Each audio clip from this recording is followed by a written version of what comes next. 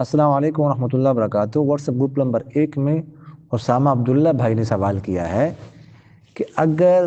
امام صاحب پہلے قاعدے میں بیٹھے ہوئے ہوں اور کوئی شخص آ کے مل جائے اس کے ساتھ، پھر جو ہی مقتدی مل جائے تو فوراً امام کھڑا ہو جائے تیسری رکعت کے لیے مثلا، یا دوسری قاعدے میں بیٹھا ہوا ہے، جو ہی مقتدی بیٹھ گیا اس نے سلام پھیر دیا، ٹھیک ہے،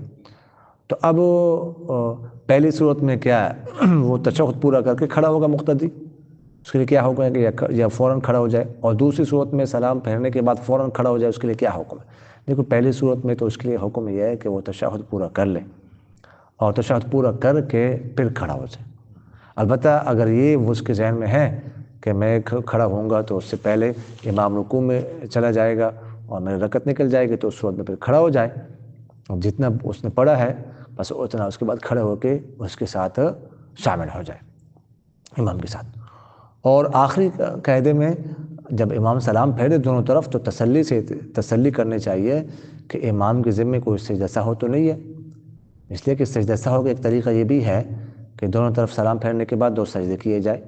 یہ بھی ایک تسلی کے مختلف طریقے، ایک طریقہ یہ بھی ہے۔ تو ہو سکتا ہے کہ کوئی اس کے ذمہ سجدہ سہو ہو، سلام تو اس نے پھیر لیا لیکن ابھی یاد آیا تو 2 سجدے کرنا چاہتے ہوں،